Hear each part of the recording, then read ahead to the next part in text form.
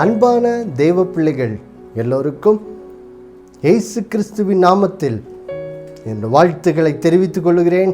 பிதாவாகிய தேவனாலும் கர்த்தராகிய இயேசு கிறிஸ்துவினாலும் உங்கள் எல்லோரோட வாழ்விலும் கிருபையும் சமாதானமும் உண்டாவதாக. தேவ பிள்ளைகளே, நாம் வெளிப்படுத்தல் 12ஆம் அதிகாரம் 11வது வசனத்திலிருந்து இயேசு கிறிஸ்து அவர் சிலுவையில் சிந்திய இரத்தத்தினால் உண்டாக்கி வைத்திருக்கிற அந்த ரட்சிப்பு, அதனால் நம்முடைய வாழ்க்கை எப்படி மாற்றப்பட்டிருக்கிறது என்ற அந்த தலைப்பின் கீழ் தேவனுடைய வார்த்தைகளை நாம் தியானித்து வருகிறோம். நாம் இதுவரையிலும் தியானித்தோம். முதலாவதாக இயேசு கிறிஸ்துவின் இரத்தத்தினால் நாம் மீட்கப்பட்டிருக்கிறோம். அடுத்தது இயேசு கிறிஸ்துவின் இரத்தத்தினால் நீதிமானாக்கப்பட்டிருக்கிறோம். அடுத்தது இயேசு கிறிஸ்துவின் இரத்தத்தினால் தேவ கோபாக்கினைக்கு நீங்களாக விடுதலையாக்கப்பட்டு தேவ கிருபைக்கு சொந்தமானவர்களாக மாறி இருக்கிறோம். அடுத்தது இயேசு கிறிஸ்துவின் இரத்தத்தினால் பாவம் மன்னிக்கப்பட்டிருக்கிறது. அடுத்ததாக இயேசு கிறிஸ்துவின் இரத்தத்தினால் தேவனோடு ஒப்புரவாக்கப்பட்டிருக்கிறோம். அடுத்ததாக ஒப்புரவாக்கப்பட்டதனால் உண்டான அந்த சமாதானத்தை பெற்றிருக்கிறோம். அதற்கு அடுத்தது நாம் இயேசு கிறிஸ்துவின் இரத்தத்தினால் உண்டான ரட்சிப்பின் மூலம் தேவ மகிமை அடைவோம் என்ற அந்த நம்பிக்கையை பெற்றிருக்கிறோம். இதுவரை இத்தனை காரியங்களை நாம் தியானித்தோம். தேவ பிள்ளைகளே, இப்பொழுது இயேசு கிறிஸ்துவின் உண்டான ரட்சிப்பின் மூலம் இந்த உலக வாழ்க்கையிலே நாம் சந்திக்கும் போராட்டங்கள் நடுவிலே கூட நமக்கு எப்படி நம்பிக்கை இருக்கிறது, எப்படி நாம் இந்த போராட்டங்கள் நடுவிலே கர்த்தர் நம்மை எப்படி விடுவிப்பார், ஜெயத்தை தருவார் என்ற நம்பிக்கை நமக்கு எப்படி இருக்கிறது என்பதை குறித்து நாம் தியானிக்க போகிறோம். நாம் வாசிக்க கேட்கலாமா? மறுபடியுமாய் ரோமர் 5ஆம் அதிகாரம் 3வது வசனம், 4வது வசனம், 5, 6 வசனங்கள். அது மாத்திரமல்ல, உபத்திரவம் பொறுமையும், பொறுமை பரீட்சையும், பரீட்சை நம்பிக்கையும் உண்டாக்குகிறதென்று நாங்கள் அறிந்து உபத்திரவங்களிலேயும் மேன்மை பாராட்டுகிறோம்.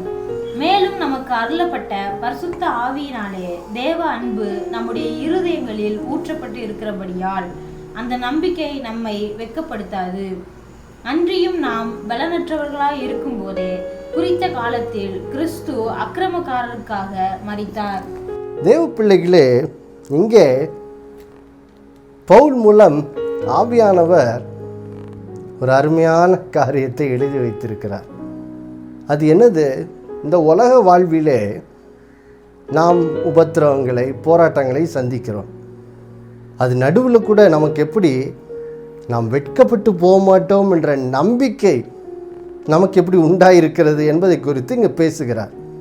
பாருங்கள் தேவ பிள்ளைகளே, இங்கே 5ஆம் அதிகாரம் ரோமர் 5:4 உபத்திரவங்களிலேயும் மேன்மை பாராட்டுகிறோம் என்று சொல்லுகிறாரு. அதாவது என்ன சொல்ல வர்றாரு? நாங்கள் உபத்திரவங்களின் நடுவில் கூட சந்தோஷமாக இருக்கிறோம் என்று சொல்லி இங்கே பவுல் சொல்லுகிறார். ஏன் அப்படி சொல்லுகிறாரா? அதை தான் 5வது வசனத்தில் சொல்கிறார். அவர் சொல்கிறாரு, எங்களுக்குள்ளே இப்போ தேவ ஆவியானவர் ஊற்றப்பட்டிருக்கிறாரு.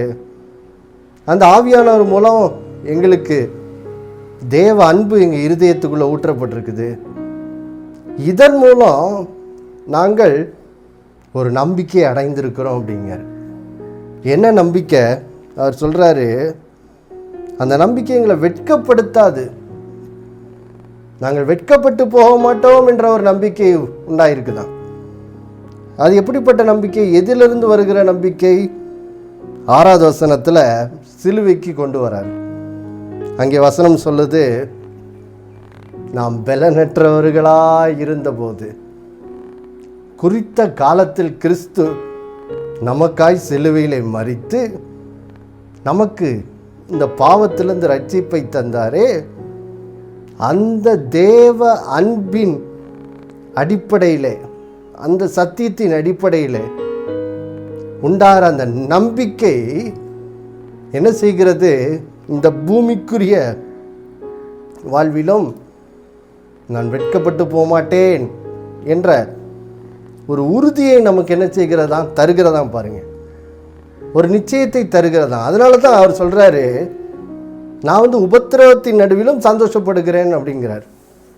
அதாவது என்ன சொல்ல வர்றாரு பாருங்க, பவுல் இன்னும் இதை குறித்து நம்ம 2 கொரிந்தியர் 5ஆம் அதிகாரத்தில் 4ஆம் அதிகாரத்தில் இதை குறித்து இன்னும் சில காரியங்கள் சொல்கிறாரு பாருங்க.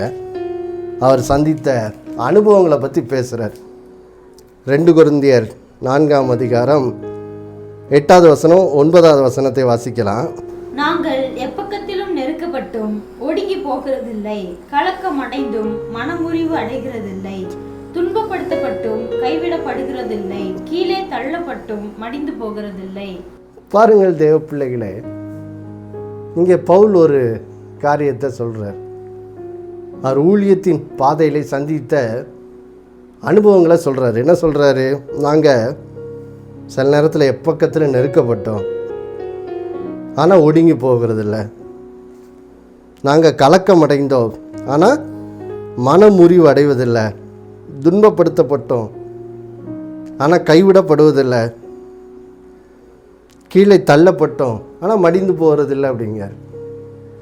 அப்போது அவங்க ஊழியத்தில் பலவிதமான துன்பங்கள், போராட்டங்களை எல்லாம் பவுல் என்ன செய்திருக்கார்? சந்திச்சிருக்கார். சந்தித்தாலும் அது நடுவில் அவர் என்ன பண்ணலை? சோர்ந்து போகலை. அவ்வளோதான், போ, இனி நமக்கு எதிர்காலம் இல்லை போல, என்ன ஒரு வாழ்க்கை போ அப்படின்னு அவர் புலம்பலை. அது நடுவில் அவர் என்ன பண்ணுறாரு? அவர் சொல்கிறார், நாங்கள் எப்போது நெருக்கப்பட்டாலும் ஒடுங்கி போலப்பா, மனமுறிவு அடையலை அப்படிங்காரு. ஏன்னா அவர் சொல்கிறாரு, நான் சந்தித்த போராட்டங்கள் நடுவிலே எனக்குள்ளே ஒரு நம்பிக்கை வேலை செஞ்சுக்கிட்டு இருந்துச்சு. அந்த நம்பிக்கை தான் என் வாழ்க்கையில் இந்த உலகத்தின் போராட்டங்கள் நடுவில் கூட நான் மனமுறிவடையாதபடி, ஒடுங்கி போகாதபடி அது என்னை காத்துக்குச்சு அப்படின்னு சொல்கிறார். அது என்ன நம்பிக்கை பாருங்க. இங்கே மறுபடியும் ரோமர் 5க்கு நம்ம செல்வோம். பாருங்க, இயேசுவின் சிலுவை அன்பை குறித்து இங்கே ரோமர் 5 6லேருந்து 10 வசனம் வரைக்கும் பவுல் பேசுகிறார் பாருங்க. மறுபடியும் ரோமர் 5 6, 8, 9 வசனங்களை நாம் வாசிக்க கேட்போம். ரோமர் 5ஆம் அதிகாரம் 6 மற்றும் 8, 9 வசனங்கள். அன்றியும் நாம் பலனற்றவர்களாய் இருக்கும் போதே குறித்த காலத்தில் கிறிஸ்து அக்கிரமக்காரருக்காக மரித்தார். நாம் பாவிகளாய் இருக்கையில் கிறிஸ்து நமக்காக மரித்ததினாலே தேவன் நம்மேல் வைத்த தமது அன்பை விளங்க பண்ணுகிறார். இப்படி நாம் அவருடைய இரத்தத்தினாலே நீதிமான்கள் ஆக்கப்பட்டிருக்க கோபாக்கினைக்கு நீங்களாக அவராலே நாம் ரட்சிக்கப்படுவது அதிக நிச்சயமாமே. பாருங்கள் தேவ பிள்ளைகளே, இங்கே பவுல் இயேசுவின் சிலுவை அன்பை குறித்த அந்த காரியத்தை நினைச்சு பார்க்கிறார். சொல்கிறாரு, நாம் பலனற்றவர்களாக இருந்தபோதே பாருங்கள், நம்ம பாவிகளாக இருந்தோம். பாவியாக இருந்தபோது நம்ம எப்படிப்பட்டவர்களாக இருந்தோம்? பலனற்றவர்களாக இருந்தோம். பாவத்திலிருந்து விடுவிக்கப்பட முடியாதபடிக்கு பயங்கரமான பலவீனம். ஆனால் அப்படி பாவத்தில் அழிந்து கொண்டிருந்த போது பாருங்கள், ஒரு வார்த்தை இந்த 6வது வசனத்தில் சொல்லப்படுது. குறித்த காலத்தில் கிறிஸ்து அக்கிரமக்காரருக்காக என்ன செய்தாராம்? மரித்தாராம். அதாவது இன்னும் கொஞ்சம் லேட்டாச்சுன்னா நம்ம பாவத்திலே அழிஞ்சு போயிருப்போம். ஆனால் சரியான நேரத்தில், குறித்த காலத்தில் கிறிஸ்து நமக்காக, பாவியாக இருந்த நமக்காக, அக்கிரமக்காரராக இருந்த நமக்காக, குறித்த காலத்தில் சரியான வேளையில் அவர் என்ன செய்தார்? சிலுவையில் நமக்காக மரித்து அதன் மூலம் என்னாச்சு, நம்மை பாருங்க, இந்த 9வது வசனம் சொல்கிற மாதிரி அவர் இரத்தத்தினால நீதிமான் ஆக்கினார், நம்மளை பாவத்திலிருந்து விடுவித்தார். அப்போது யோசிச்சு பாருங்க, இந்த வசனம் சொல்லுது, நம்ம அக்கிரமக்காரராக இருந்தபோதே, பாவியாக இருந்தபோதே கிறிஸ்து நமக்காய் சிலுவையில் மரிக்கிற அளவுக்கு தேவன் நம் பேரில் அன்பு செலுத்தி இருப்பார் என்றால், இப்பொழுது இந்த 9-10 வசனங்கள் என்ன சொல்லுதுன்னா, இப்போ நம்ம ரட்சிக்கப்பட்டுட்டோம், ரட்சிக்கப்பட்ட பின்பு கோபாக்கினைக்கு நீங்களாக ரட்சிக்கப்படுவது அதி நிச்சயமாமேன்னு 9-10 வசனங்களில் திரும்ப திரும்ப வருது. அதாவது என்ன சொல்ல வர்றாரு பவுலுங்க, நம்ம பாவியாக இருந்தபோதே ஆண்டவர் நம்மை ரட்சிப்பதற்கு சிலுவையில் மரிக்கிற அளவுக்கு நமக்காக தம்முடைய அன்பை அங்கே அவர் வெளிப்படுத்தியிருப்பார் என்றால், இப்போ நம்ம இன்னும் ரட்சிக்கப்படாதவர்கள் அல்ல, நம்ம இன்னும் பாவிகள் அல்ல, இப்போ ரட்சிக்கப்பட்டாச்சு, நீதிமானாக மாறியாச்சு. இப்போ தேவன் நம்மேல் வைத்திருக்கிற அன்பு இன்னும் அளவு கடந்த விதத்தில் தான் நம்மேல் இருக்குமே ஒழிய, இப்போ ஒன்றும் அது என்ன செய்யாது, குறைஞ்சிருக்காது. அதான் இங்கே போட்டிருக்காது. அதிக நிச்சயமாமேனா என்ன அர்த்தம், இப்போ நான் பிள்ளையான பிறகு இப்போ ஆண்டவர் என்ன எல்லா கஷ்டத்திலிருந்தும் ரட்சிப்பது இன்னும் அதிக நிச்சயம் தானே.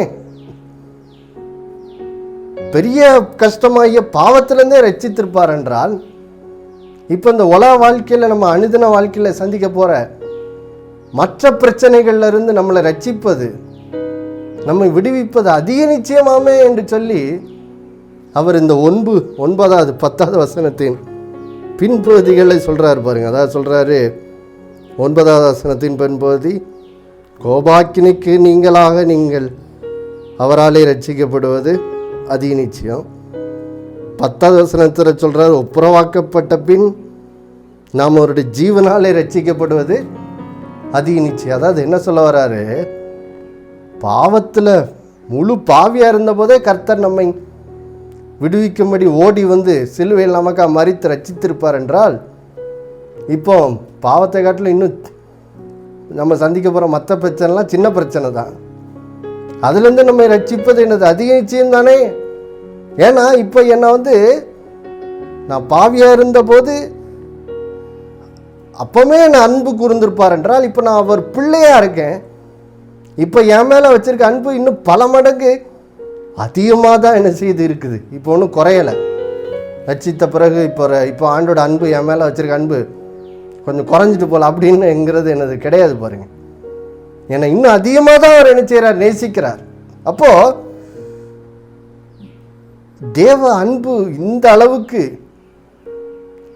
என் பேரில் தேவன் இவ்வளவு அன்பா தேவன் என் பேரில் இருக்கிறபடியினால் பாருங்கள் தேவ பிள்ளைகளே, இந்த தேவ அன்பு தான் இப்போ பரிசுத்த ஆவியானவர் மூலமா நம்ம இருதயத்துக்குள்ள என்ன செய்யப்பட்டிருக்குது, ஊற்றப்பட்டிருக்கிறது. ஆம் பிரியமானவர்களே, நம்முடைய இருதயத்துக்குள்ளே தேவ அன்பு என்ன செய்து ஊற்றப்பட்டிருக்கிறது. அப்போ இந்த தேவ அன்பு தான், அன்பை குறித்த அந்த வெளிச்சம், பரிசுத்தாவினால் வருகிற அந்த வெளிச்சம் தான் இப்போ எனக்கு என்ன செய்யுது, உபத்திரத்தின் நடுவில் கூட ஒரு நம்பிக்கையை கொடுக்குது பாருங்க. என்ன நம்பிக்கை, இதுலேருந்து கண்டிப்பாக கர்த்தர் என்ன விடுவிப்பார், நான் இந்த போராட்டத்தின் நடுவில் வெட்கப்பட்டு போக மாட்டேன், நான் வெட்கப்பட்டு போவதில்லை என்ற ஒரு நிச்சயத்தை நமக்கு என்ன செய்கிறது, தருகிறது பாருங்க. எப்படி தேவ அன்பின் குறித்த அந்த வெளிச்சம், அந்த சிலுவையில் வெளிப்பட்ட அந்த இயேசுவின் அன்பை குறித்த இந்த வெளிச்சம் நமக்கு இப்படிப்பட்ட நம்பிக்கையை உண்டாக்குறது தேவ பிள்ளைகளே. அப்போ இப்படிப்பட்ட நம்பிக்கை நமக்குள்ளே வர்றதுனால தான் இந்த ரோமர் 5:3 சொல்கிறாரு, உபத்திரவம் பொறுமையும், பொறுமை பரீட்சையும், பரீட்சை நம்பிக்கையும் உண்டாக்குறது என்று நாம் அறிந்துன்னு சொல்கிறார். அதாவது என்ன சொல்ல வர்றாரு, உபத்திரவம் வரும்போது நம்ம பதறி போகிறதில்ல, நம்ம ஒடுங்கி போகிறதில்ல. அது சொல்ல நம்ம தேவனுக்கு முன்பாக பொறுமையாக நினைச்சுக்கிறோம் இருக்கிறோம். உபத்திரவங்கள் வரும்போது உடனே முறுமுறுத்து தள்ளுவதில்லை. அந்த தேவ அன்பினால் வர்ற நிச்சயத்தின் நிமித்தம் நம்ம என்ன செய்கிறோம், பொறுமையாக காத்திருக்கோம். நிச்சயமாக இது நடுவில் ஆண்டவர் என்ன விடுவிப்பார், எனக்கு இந்த பிரச்சனையின் மேல் ஜெயத்தை என்ன செய்வார், தருவார் என்று சொல்லி உபத்திர நடுவில் கூட நம்ம என்ன செய்யுது, பொறுமையாக என்ன செய்ய முடியுது, இருக்க முடியுது பாருங்கள். ஏன்னா அந்த நம்பிக்கை, நான் வெட்கப்பட மாட்டேன், தேவ அன்பை எனக்கு குறித்து தெரியும். நான் பாவியாக இருந்தபோது அவர் எனக்காக சிலுவையில் மரித்தார்.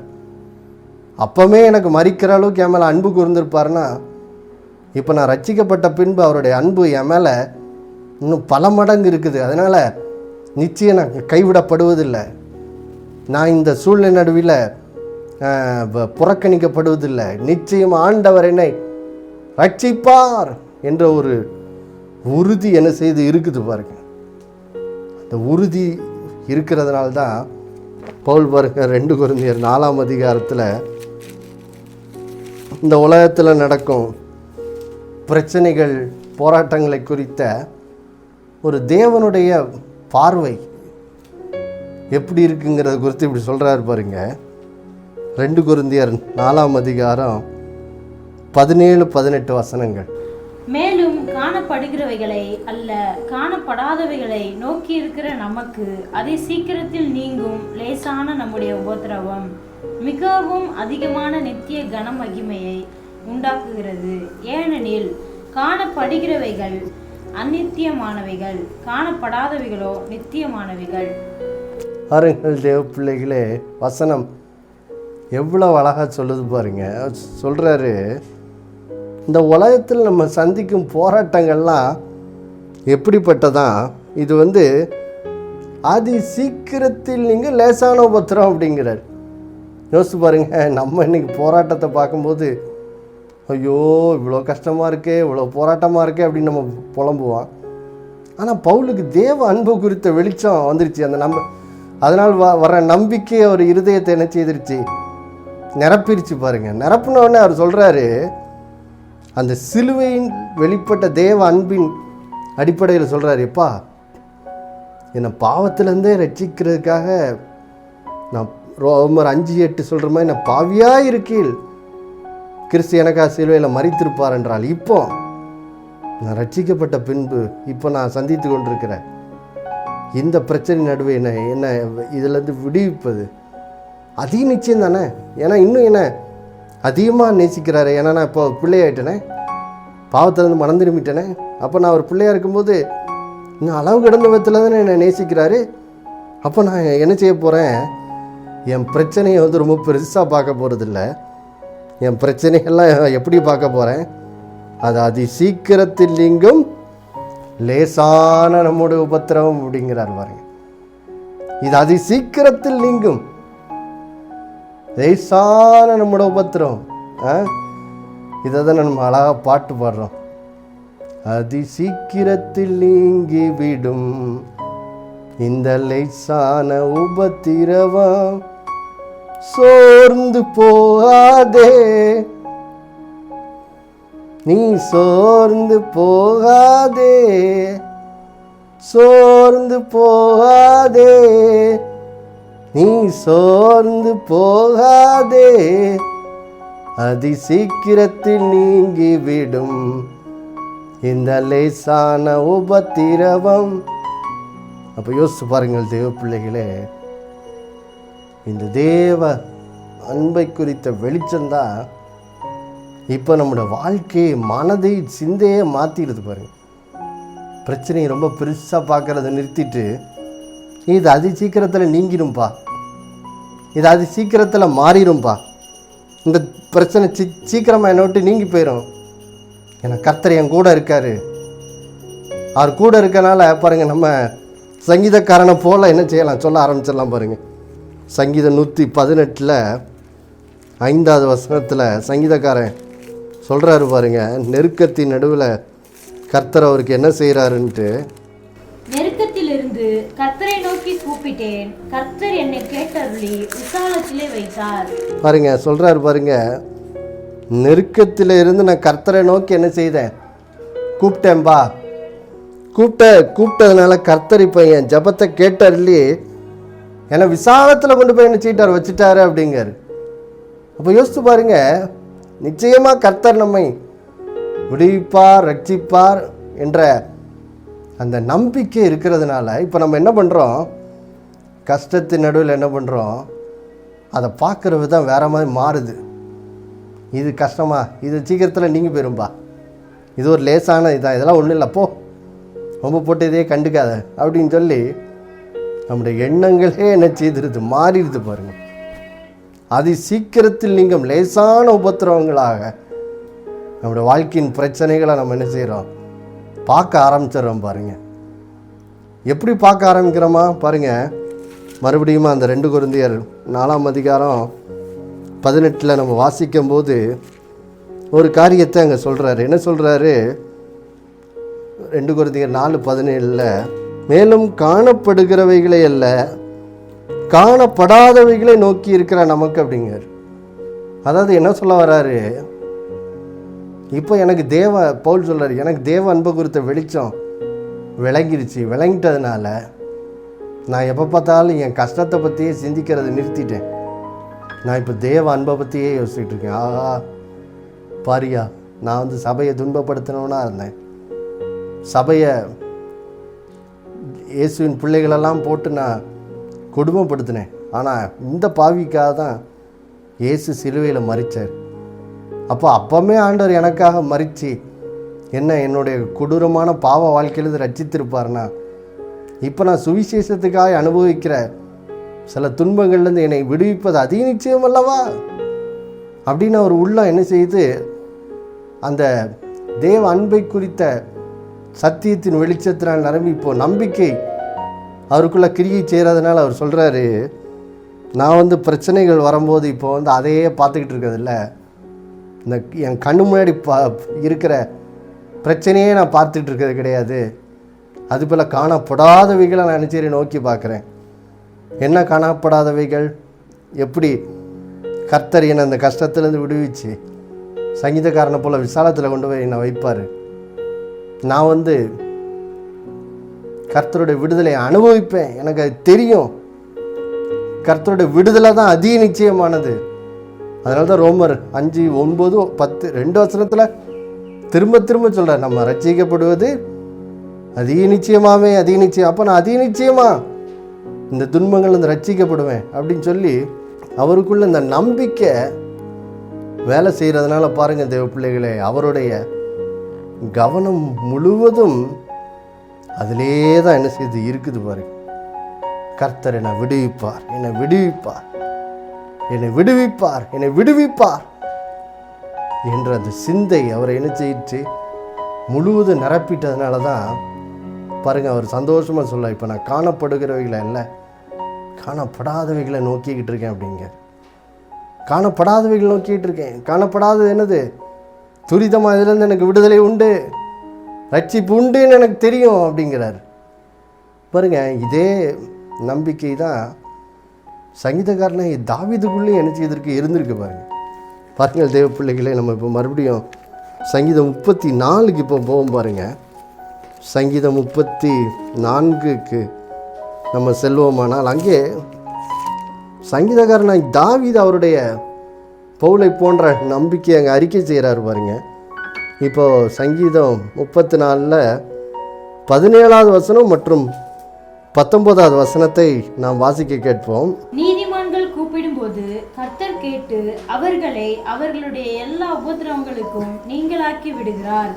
நீதிமானுக்கு வரும் துன்பங்கள் அநேகமாயிருக்கும், கர்த்தர் அவைகள் எல்லாவற்றிலும் நின்று அவனை விடுவிப்பார். பாருங்கள் தேவ பிள்ளைகளே, எவ்வளோ அழகா இங்கே சங்கீதக்காரன் சொல்கிறாரு. பாருங்க, சொல்கிறாரு, நீதிமான்கள் கூப்பிடும்போது கர்த்தர் கேட்கிறார், கேட்டு அவர்களை அவர்களுடைய எல்லா உபத்திரவங்களுக்கும் நீங்களாக்கி என்ன செய்கிறார், விடுகிறார் அப்படிங்கிறார். ஏன்னா இங்கே சங்கீதக்காரன் வாழ்க்கையில் பல துன்பங்களை எதிர்கொண்டவர். அதனால் அவர் சொல்கிறாரு, நான் என் நெருக்கத்தின் நடுவில் கர்த்தரை நோக்கி கூப்பிட்டேன், கர்த்தர் எல்லாவற்றிலிருந்து என்னை ரட்சித்தார் அப்படிங்கார். அடுத்தது 19ஆம் வசனத்தில் திரும்ப அதே காரியத்தை சொல்கிறார். நீதிமானுக்கு வரும் துன்பம் அநேகமாக இருக்கும், ஆனால் கர்த்தர் அவனை எல்லாவற்றிலிருந்தும் என்ன செய்வார், விடுவிப்பார் அப்படிங்கார் பாருங்கள். இப்போ பாருங்கள் தேவ பிள்ளைகளே, இன்றைக்கு இப்படிப்பட்ட நம்பிக்கை நமக்குள்ளேயும் இருக்க வேண்டும். பாருங்கள், நமக்குள்ளும் வளர வேண்டியதாக இருக்குது. இதே காரியத்தை தான் இயேசு யோவான் 16:33 சொல்கிறாரு, இந்த உலகத்தில் உபத்திரம் உண்டு, உண்மைதான் இருக்குது. ஆனாலும் அவர் சொல்ற, ஆனாலும் திடன் கொள்ளுங்கள். ஏன் திடன் கொள்ளணும்? ஏன்னா நான் உலகத்தை ஜெயித்துட்டேன்ப்பா. என்ன ஜெயித்தேன்? சிலுவையில் பாரு, உன்னை மீட்கும்படி விடுவிக்கும்படி நான் என்னையே கொடுத்தேன்பா. குறித்த காலத்தில் அவர் நமக்காக மரித்தார். அப்போ நமக்காக மரித்திருக்கிறபடினால் இப்போ பாவத்திலிருந்தே என்னை ரட்சித்தவர் இப்போ வாழ்க்கையில் சந்திக்கும் மற்ற உபத்திரவங்கள் போராட்டங்கள்லேருந்து என்னை ரட்சிப்பது எவ்வளோ நிச்சயம்? அதிக நிச்சயம், அதிக நிச்சயம். நீங்கள் கடந்து போகிற அந்த வியாதி போராட்டத்திலிருந்து அவர் உங்களை ரட்சிப்பது அதிக நிச்சயம். நீங்கள் கடந்து போகிற கடன் பிரச்சனையிலிருந்து உங்களை ரட்சிப்பது அதிக நிச்சயம். நீங்கள் கடந்து போய் கொண்டிருக்கிற அந்த குடும்ப பிரச்சனையிலிருந்து உங்களை ரட்சிப்பது அதிக நிச்சயம். எல்லாவற்றிலிருந்து உங்களை ரட்சிப்பது அதிக நிச்சயம் தேவ பிள்ளைகளே.